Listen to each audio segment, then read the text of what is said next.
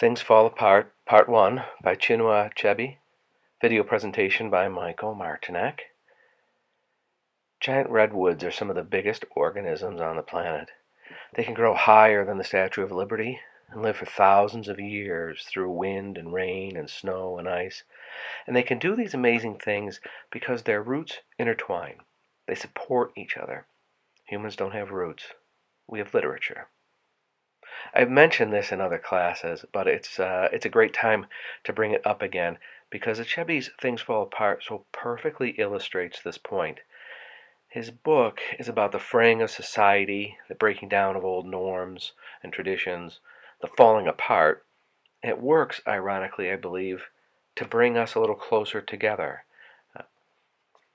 So, when we talk about novels, we frequently break the components down into plot, structure, setting, characters, theme.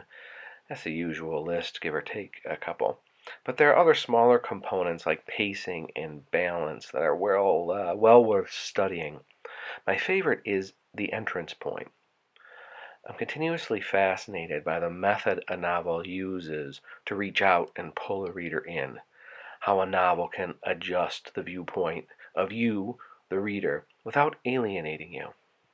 And I'm especially interested in novels that can bring you in when the connections are not immediately evident, when the world and the characters of the novel are foreign. In fact, the more foreign the subjects, the greater the need to find relatable traits in the subtext, under the text. Those kinds of connections are like roots meeting under the earth. The entrance point can be different for different people. Maybe you see a little of yourself in Harry Potter, maybe Ron, maybe Hermione. As long as it's enough to bring you into the novel and keep you there, it doesn't matter what the entrance point is. For me, in Things Fall Apart, I related to Okonkwo, and this is remarkable. I'm a middle-aged, cisgendered, white, straight male from the suburbs. I have never won a wrestling match. Okonkwo is a powerful warrior, a farmer from Central Africa with 3 wives in 1890. On the surface, we are quite different. Despite me being his antithesis, Achebe introduces us on common ground.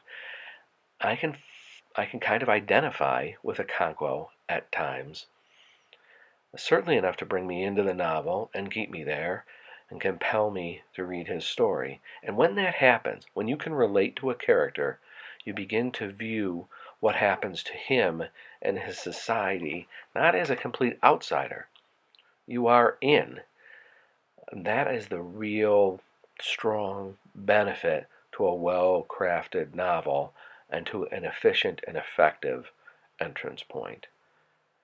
There are a number of ways in which Achebe stretches Okonkwo out to meet me. His bickering with his wives, his father issues, the pressures of being a provider, and his concern for his children.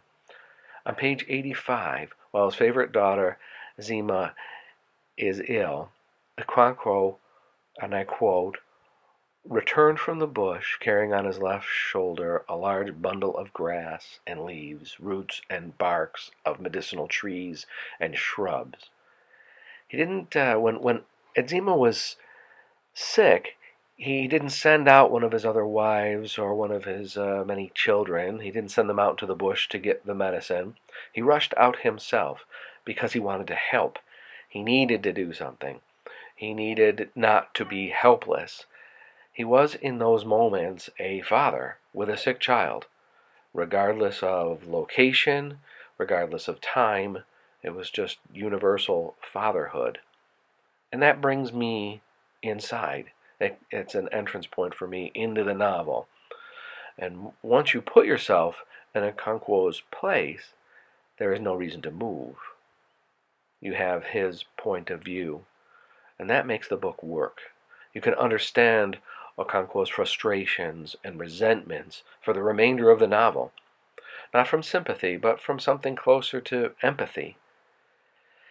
Achebe could have told a different story, and he could have brought readers from the rest of the world inside his book by using an outsider, an explorer or a missionary. He could have brought us, and it's an old and useful storytelling technique.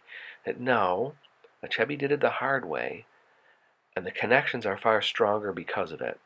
He made me identify with Okonkwo. He drew Okonkwo's roots out to meet mine, and together we can weave a commonality. And that weave is mine, and it's personal. It leaves me curious about what others of you um, have not so much read but felt from the beginning of Things Fall Apart. Was there something that brought you to the people of Umafia? Is there a moment or a character? Or did the novel miss? Is the whole idea of an entrance point commercial, superficial, largely unnecessary? Or did you find a connection?